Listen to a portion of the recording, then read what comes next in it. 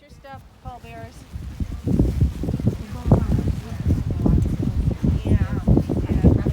Susan, you're going to have to move the podium back under the tent a little bit. So I'll be there in spirit. We'll have you over another. Yeah. I just want to warn you that the camera's there, you're out of it right now, but so you're still covered. And Okay, I appreciate I'll let that. you know when if you get to where. Sure, thank you.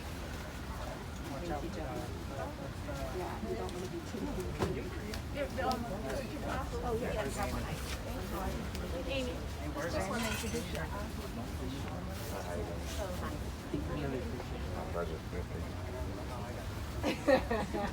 So in ancient times, upon hearing of the death of a loved one, immediate family members would literally tear their garments as a sign of the internal tear that we experience. So we model that practice today by wearing and carrying black ribbon. And you could repeat after me, Baruch Atah Adonai Dayan Ha'emet.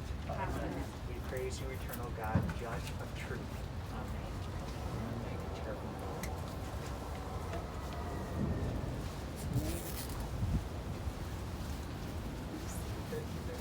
Tricky, sometimes it's tricky.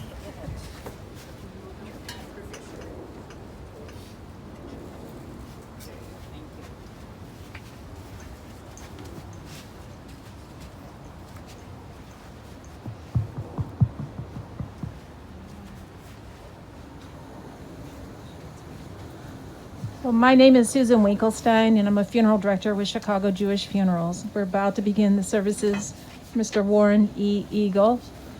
The services will be conducted by Rabbi Evan Maffick and Cantor J. O'Brien.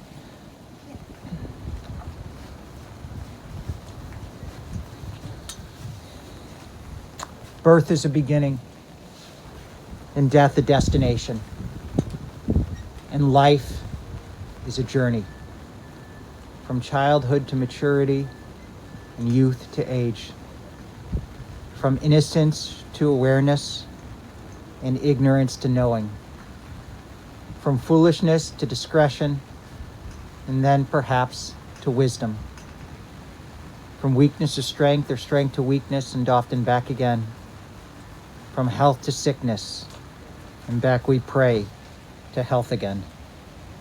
From offense to forgiveness, from loneliness to love, from joy to gratitude, from pain to compassion, from fear to faith, from defeat to defeat to defeat, until looking backward or ahead, we see that victory lies not at some high place along the way, but in having made the journey stage by stage, a sacred pilgrimage. Birth is a beginning, and death a destination, and life is a journey, a sacred pilgrimage to life everlasting. These words, which were penned by Rabbi Alvin Fine, really express the Jewish philosophy of life and of death. And they tell us that we come here in grief, but we also come here with a measure of gratefulness. Grateful that God blessed the world with the wonderful life of Warren Eagle. Our Jewish funeral service is fairly simple and brief. It consists of some reading, some psalms, some reflections, and concludes with the Kaddish prayer. We'll continue now with the words of the 23rd Psalm. We'll read them in English, and then Cantor will chant them in Hebrew. The Lord is my shepherd, I shall not want. He maketh me to lie down in green pastures. He leadeth me beside the still waters. He restoreth my soul. He guideth me in straight paths for his name's sake.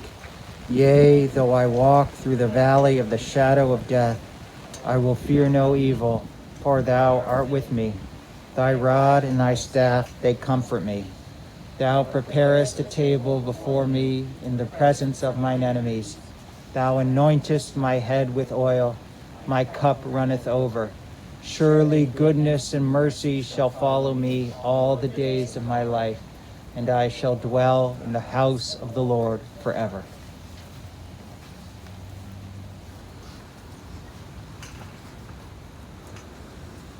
Adonai raoi lo echsar, Bihino deshe yarbitzeni, Al mei menuchot yenach aleini. Nashi yeshovev yeshovev, Yancheni b'magelei tzedek, Yancheni b'maglei tzedek leman shemo. Gam ki yelech megetz al mavet, Lo ira ki atavi modi, Shivtecha umishantecha hema yenachamuni.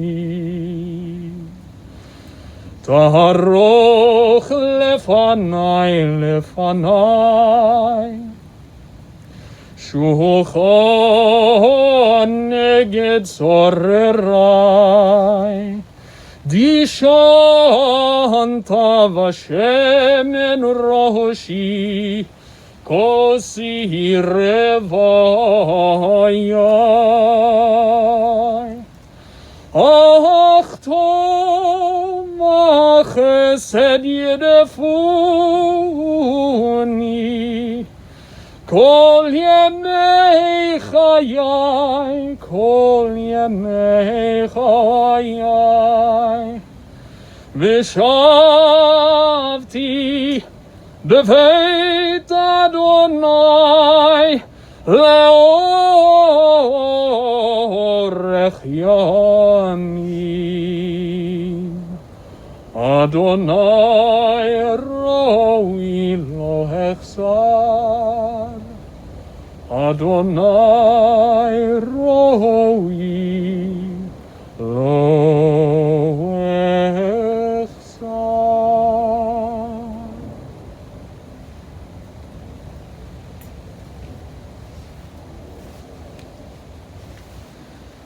At the rising of the sun and in its going down, we remember them. At the rustling of the leaves and in the beauty of autumn, we remember them. At the opening of the buds and in the rebirth of spring, we remember them. At the beginning of the year and when it ends, we remember Warren Eagle, for he is now a part of us as we remember him. When we are weary and in need of strength, we remember them. When we are lost and sick at heart, we remember them. When we have joy we crave to share, we remember them. When we have decisions that are difficult to make, we remember them. As long as we live, Warren too shall live, for he is now a part of us as we remember him. Now I'd like to invite up Amy, Joel, and then Jeremy, each of whom will share their memories.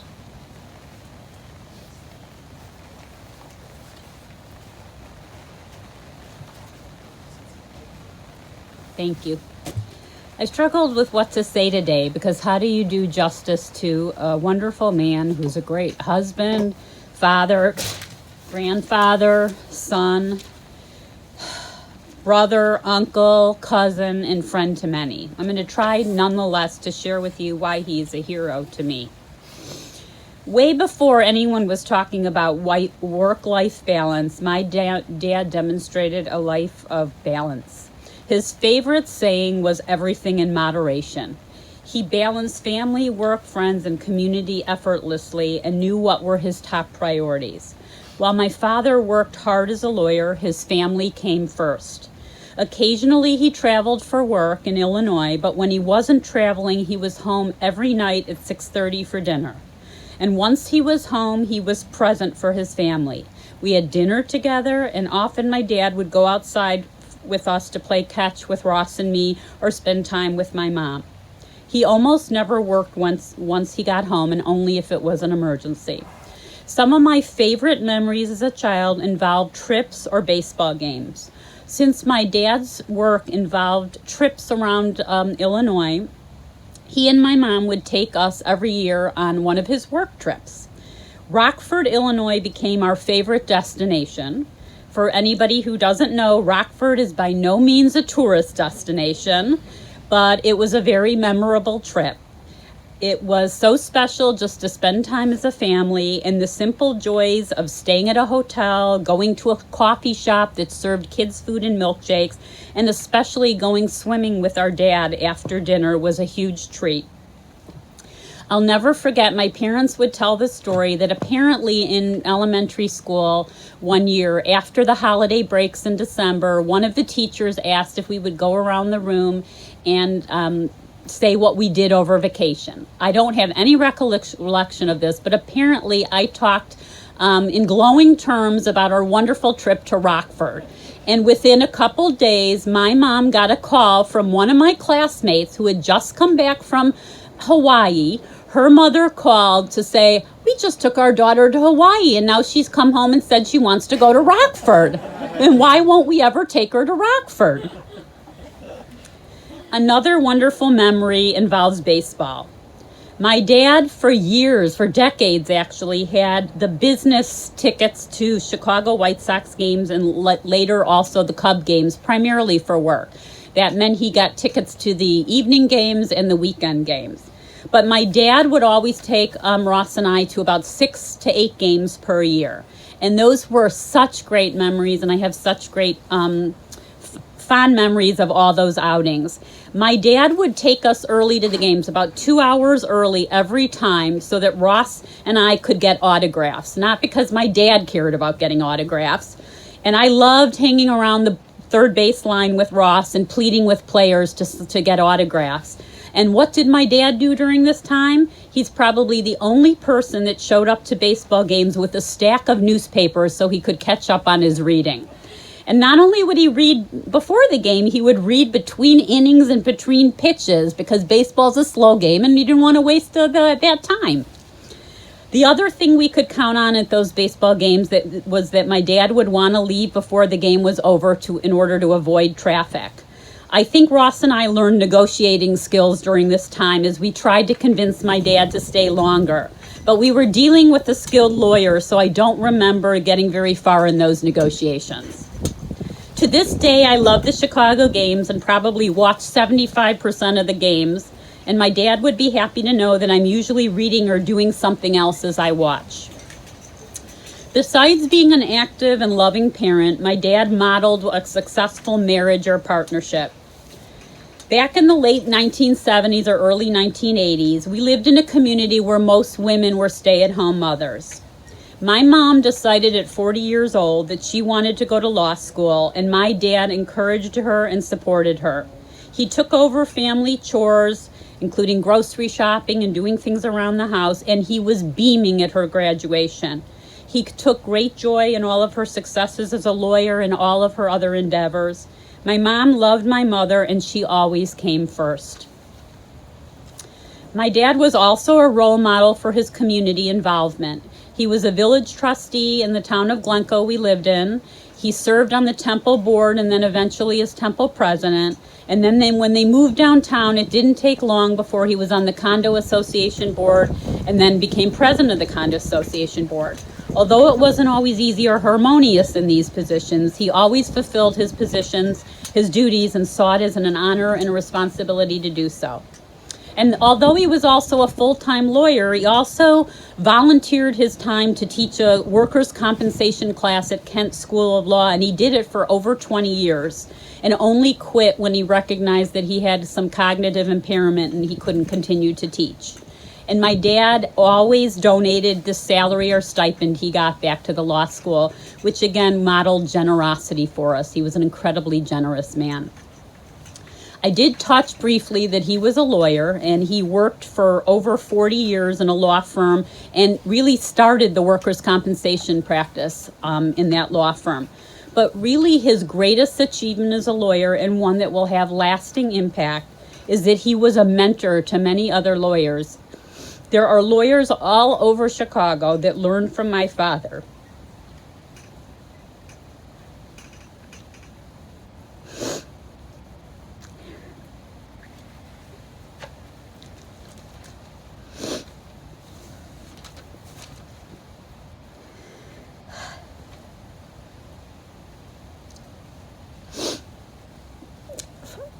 For me,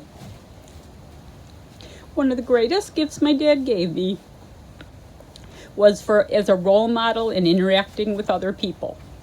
My dad loved to be around people, and he really loved to get to know people. He was one of those people that met you and got to know your whole life story and what was important to you. He was present, and he made you feel special. I've received many emails or texts from close family members in the last 24 hours, and that has been a consistent refrain. He listened to me, and he took time to find out what impacted me.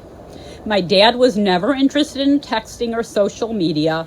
It was all about picking up the phone or talking face to face. And in being present, he also modeled a caring and thoughtfulness that was not always common in men. If a friend or family member was sick, my dad would pick up the phone and call him or her. It was never a woman's job to touch base with people. It was everyone's role to fulfill if you truly cared about people. While I am incredibly sad that my dad is no longer with us, I can't help but feel incredibly grateful to have had him as a father and a role model in my life for 57 years. Thank you to my dad.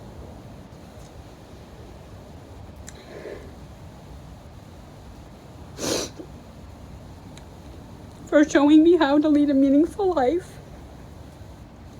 You are my hero, Dad. Before I end, I just want to also thank my dad's caregivers, Paul, Chris, and Patrick, who are all here with us today. Paul worked with my dad for about 10 years, Chris for 4 years, and Patrick for 3 years. My dad was very fortunate to have all of you as caregivers. You enabled my dad to live comfortably at home till the end of his life, and we have no doubt that without you, we have no doubt that my father lived longer because of the good care you provided. Thank you very much.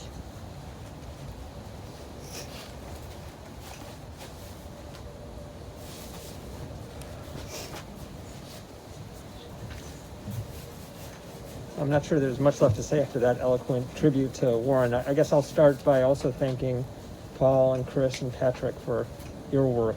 We are incredibly grateful for everything that you did to allow Warren to live out his last years at home, securely, with good health, despite the difficulties of his situation. We are forever grateful for what you did for him. There's so many great qualities of Papa, of Warren, that we could talk about. I'm going to talk about 3. I want to talk about humility, intelligence, and perspective. So if you talk to, I'm going to take this off for a second just so that I can speak a little more clearly. So if you talk to Warren and asked him to describe himself, he would start probably with a series of knots. He would say he was not really all that smart. He would say he was not very good with electronics or technology. He would say that he was not good at games. He would say he was definitely not handy around the house. And the truth is that a few of those are true. He was terrible with electronics. In the 80s, when the family got their first VHS, which Grandma Fritzie gave to the family as a Hanukkah present, the family was very excited to get it. But even finding the on-off switch was really a challenge for Warren. And he was not handy around the house and didn't care for games. But intelligence, we'll talk about that. That's a whole different story. But it just shows he was a very humble person. he would attribute his success, and he had great success. Amy described some of his success as a lawyer, as an educator, as a mentor. He would describe his success as the result of a lot of hard work. He definitely thought that he could outwork anyone and derive his success from that work, and he did that. The work that he did was oftentimes downstate, in small towns around Illinois, taking on unglamorous but important cases on behalf of injured workers, requiring a lot of weekend work. The trips that Amy described going on with Warren were the result of weekends that he had to spend at the Union Hall meeting with his clients. And so it was the result of that hard work that he would attribute to his success. But I'm not sure that that's exactly right. I think it was F. Scott Fitzgerald who said the test of true intelligence is whether a person can keep two competing ideas in their mind at the same time and still function. And Warren was able to do that, establishing his true native intelligence. One idea that he kept in mind at all times was what Amy talked about, which is the idea of moderation, of kind of the middle road. He was a big believer in that. He didn't have much time for extremes. So, for example, he didn't believe in really. While he's a huge sports fan, he didn't think you should get so into it that it would impact your life.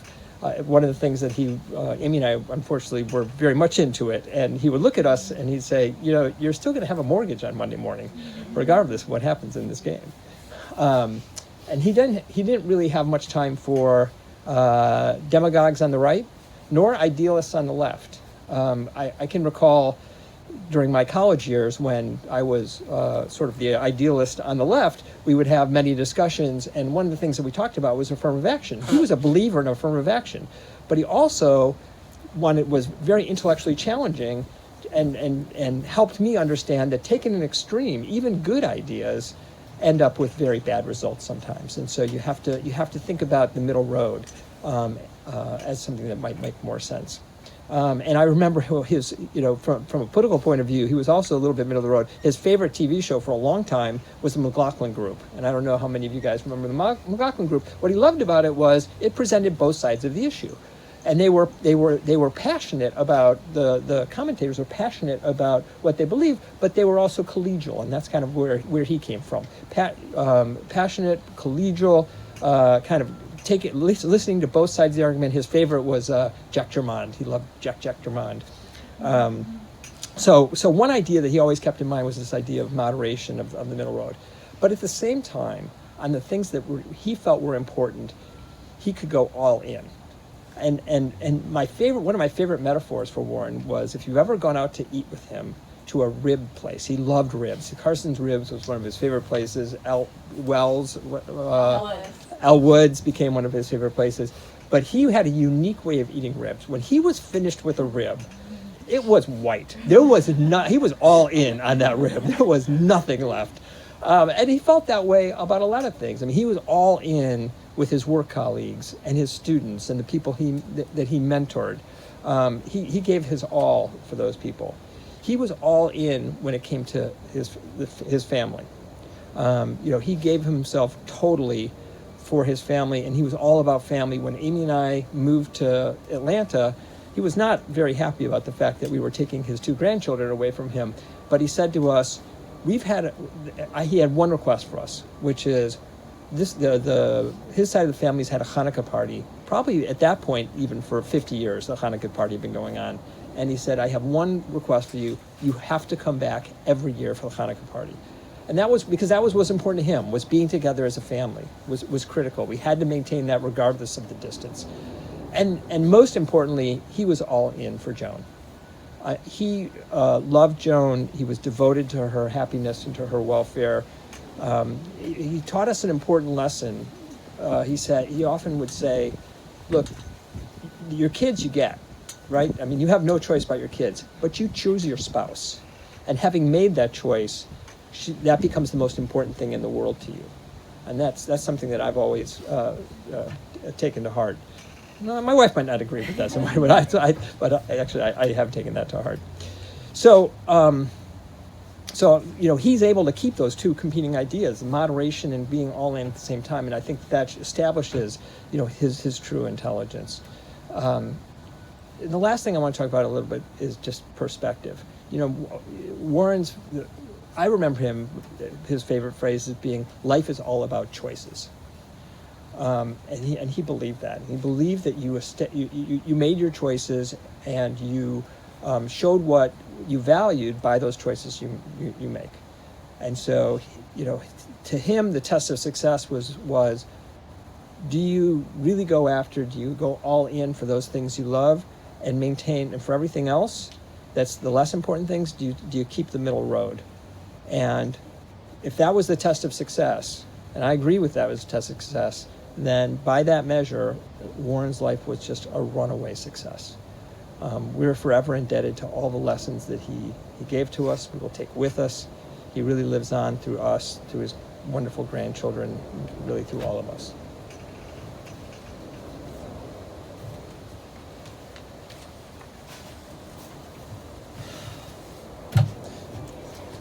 Hi everyone, I'm Jeremy, his grandson, for those watching.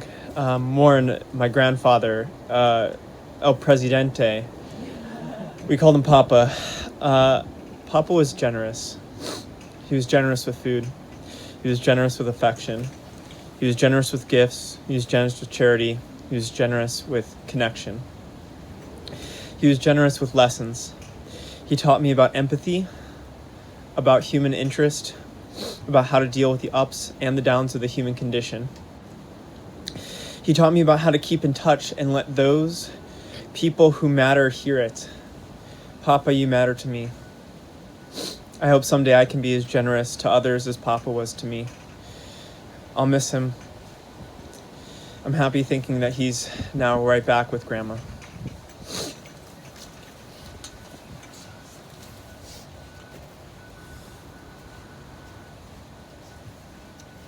Now we'll offer a song, a melody from the tradition of our Psalms. Esoenai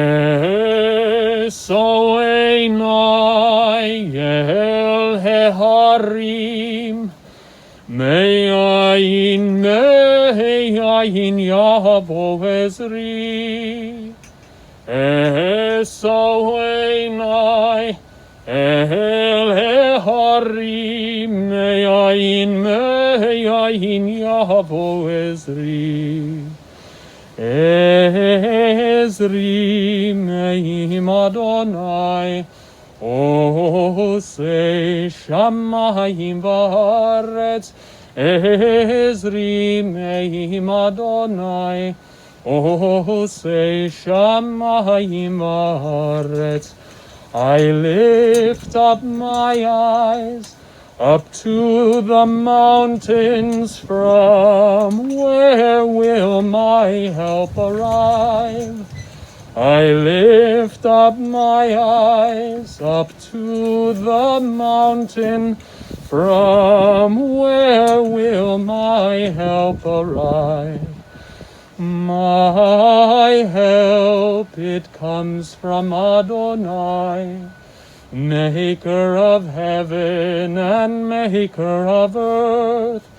My help, it comes from Adonai, Maker of heaven and the maker of earth.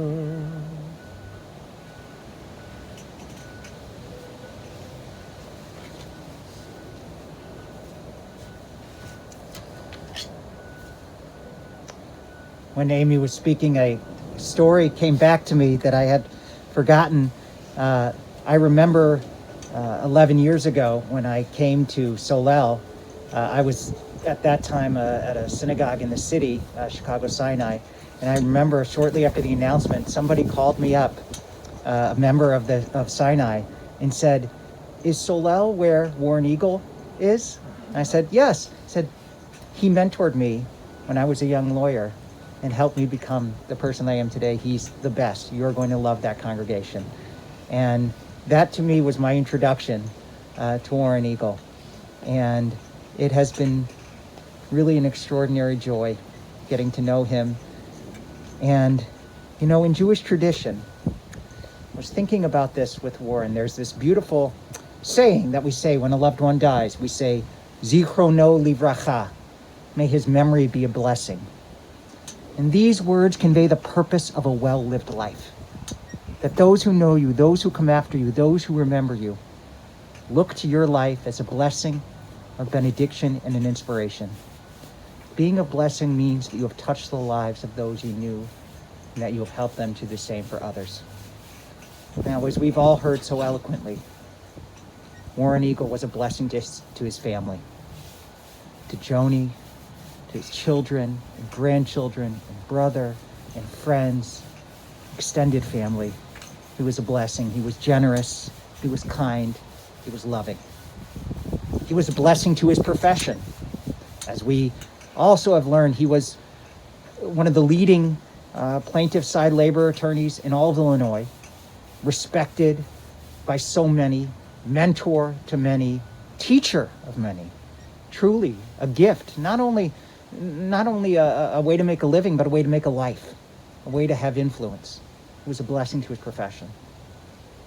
And as I can speak most clearly and experientially, he was a blessing to his community, a leader in our congregation, a really just not only a leader in terms of practically helping direct things, but he also had a wisdom about him. Maybe it came from that love of moderation, but a sense of balance, a sense of looking at a complete picture before you make a decision. You know, it's often easy, we get pulled in certain directions. But Warren had a wonderful wisdom about him, a way of evaluating things, discussing things. But that underneath that moderation, underneath that wisdom, was a deep love of the community. He really cared about our congregation. I mean, to stay members, we've had plenty of members who move into the city, and usually they may stay a year or two, but then they drop out. And I understand who wants on a Friday night to go against the traffic and go out to the suburbs. But Warren and Joan stayed members. Not only stayed members, but stayed active. We're engaged, we're committed, we're loving. And that was a gift to us. It's a gift that's going to be missed by many, many people. I know right now during this pandemic, it's not an easy time to mourn. We wish there'd be so many loving friends from Solel here, which I know many are watching. But Warren was a beloved leader in our community. He was a beloved friend to me, to the rabbis who came before me, to many other lay leaders in our community. He loved our cantor. Truly, as there's a saying in the Book of Kings, Tsar Gadol Nafal Hayom B'Yisrael, truly a giant and a prince of Israel has fallen this day. And Warren was a true giant and a true prince, a leader, a giver, someone who made a beautiful, wonderful life for his family and community. And in Jewish tradition, there's also this story told about two ships, and they're each near land. And the ship, one's going out and one's coming in. And everyone's cheering the outgoing ship, giving it this wonderful send-off. But the incoming ship is scarcely noticed. Until a wise man, someone like Warren, standing nearby, chastised the people's reactions. Rejoice not, he said, over the ship that is setting out to sea. For you know not what destiny awaits it, what storms it may encounter, what dangers lurk before it. Rejoice rather over the ship that has reached port safely and brought back all its passengers in peace. It is the way of the world that when a human being is born, everyone rejoices, but when a loved one dies, all feel sorrow. According to this story, we can also struggle to see it the opposite way. Nobody knows what troubles await the developing child on its journey through life, but when a person has lived well and lived a full life, all can take comfort in the knowledge that he has completed his journey successfully. Warren Eagle made such a successful journey. It was a journey that touched the lives of so many, but especially Joni and Amy and Joel and Ross and Diana and Jeremy and Jennifer and Rebecca and Noah and Jacob and Rachel and Ron and Cindy and his caregivers and his friends and family and all those who loved and cherished him. Zecher Tzadik Livracha. May the memory of Warren Eagle endure among us as an everlasting blessing. God, you give us loved ones and you make them the strength of our life and the light of our eyes. They depart and leave us bereft on a lonely way, but you are the living fountain from which our healing flows. To you, the stricken look for comfort, and the sorrow-laden for consolation. We now offer these words of the El Mole Rachamim prayer, our prayer prior to the Kaddish, known as the prayer of committal.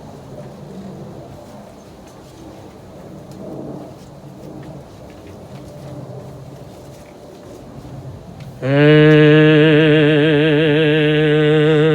Mole Rachamim Shochein Mamiromim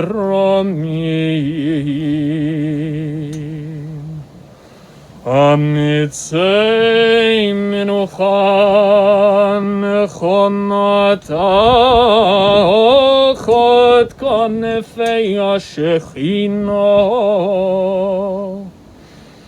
Im kedoshim utehorim kezohar harakia mazhirim lenishmor yakireu shalchu leholamav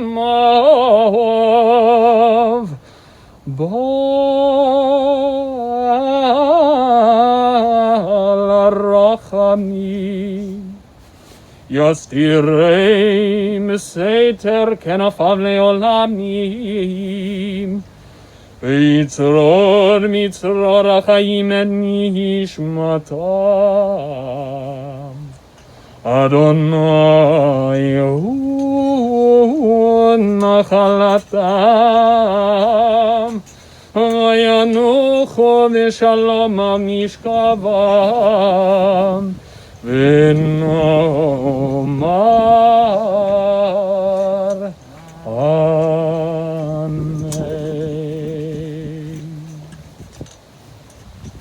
God, full of compassion, grant perfect rest in your sheltering presence to our beloved father, grandfather, brother, husband, leader, friend, Warren Eagle, who has entered eternity.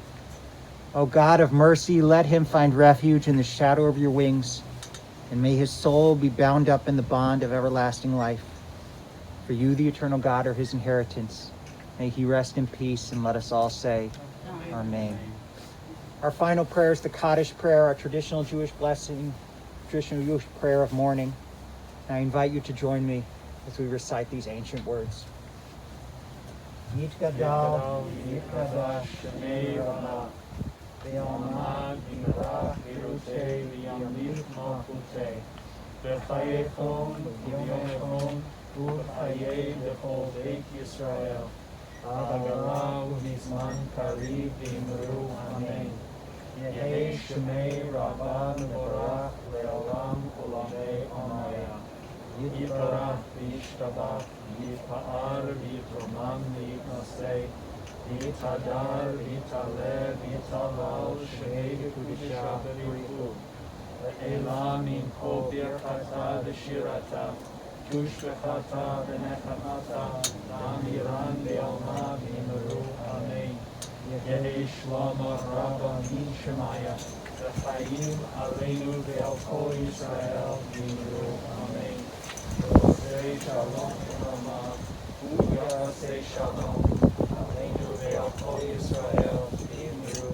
And may God, the source of peace, send peace to all of us who mourn and comfort to all who are bereaved, and let us all say, Amen. We'll wait a few minutes while the casket is lowered. Then I'll invite you, if you'd like, to shovel earth. It's considered among the most sacred acts we can do.